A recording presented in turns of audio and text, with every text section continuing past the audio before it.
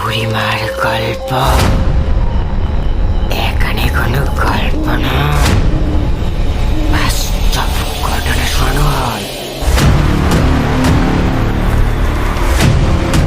স্বাগতম সবাইকে বুড়িমার গল্পের 68 নম্বর এপিসোডে। আমি তোমাদের ছোট চন্দ্র।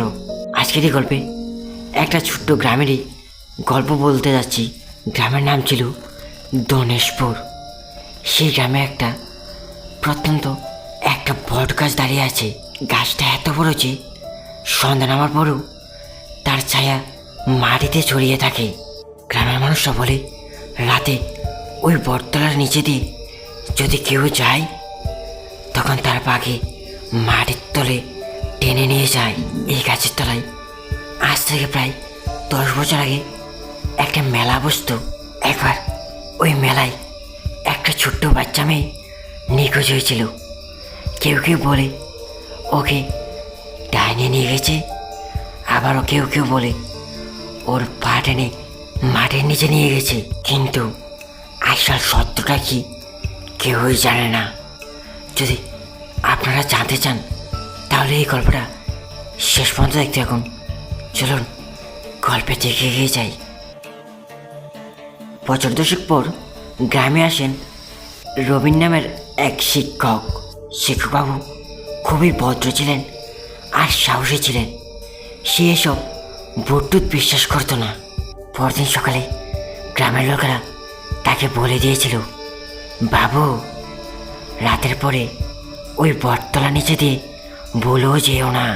রবিন হেসে বলল, আরে কি বলেন, এই 2025 সালেও কি ভূত এসব আসে নাকি? এক রাতে স্কুল থেকে ফিরতে ফিরতে অনেক দেরি হয়ে যায়। চারদিক অন্ধকার, কুয়াশা পুরো জমে গেছে। হঠাৎই বাতাসটা থেমে যায়। তখন যেন শ্বাসরোধ করছিল শরীরটা। রবিনের দেরি হওয়ায় সে ঠিক করলো শর্টকাট নেবে ওই বটতলার নিচ দিয়ে। ঠিক বটতলার নিচ দিয়ে যখন হেঁটে হেঁটে যাচ্ছিল তখনই তার নজরে পড়ে মাটিতে একটা সাদা ওড়না পড়ে রয়েছে। চারদিক পুরো শান্ত, শুধু একটা কণ্ঠ ভেসে আসছিল, দাদা, একটু জল দেবে? রবিন সেখানে থেমে যায়। সামনে কেউই নেই, কিন্তু কণ্ঠটা স্পষ্ট। রবিন বলল, কে কে ওখানে? কেউই কোনো উত্তর দেয় না। ঠিক তখনই পেছন দিক দিয়ে একটা ঠান্ডা হাওয়া বয়ে যায় আর দেখা যায় একটা মেয়ে দাঁড়িয়ে, বেজা চুলে, মুখে এক অদ্ভুত হাসি। সে মেয়েটা বলল, আমি রেনু, আমাকে জল দাও। রবিন তখনই পিছিয়ে যেতে যায়, কিন্তু তার পা যেন মাটিতে জমে গেছে।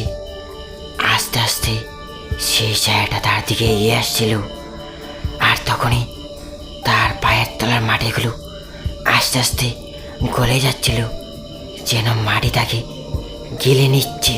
হঠাৎই বিদ্যুৎ চমকে জমজম করে বৃষ্টি নামলো রবিনের হাত থেকে। তখনই ছাতাটা মাটিতে পড়ে যায়। তারপর রবিন কিছুই বলতে পারেনি। রবিন যখন তার চোখগুলো সে দেখতে পায়, সে মেয়েটি এখানে নেই, শুধু বটতলায় সেই সাদা ওড়নাটি নড়ছিল।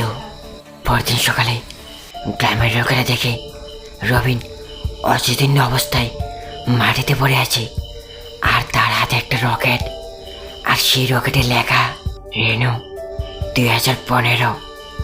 আর সেই রাতের পর থেকে প্রায় বৃষ্টির রাতে তার ছায়া দেখা যায়।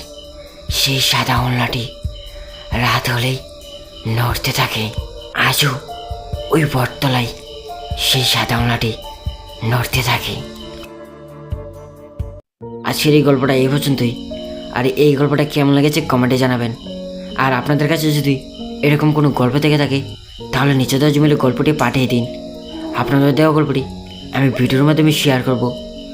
সবাইকে অসংখ্য ধন্যবাদ ভিডিওটা শেষ পর্যন্ত দেখার জন্য।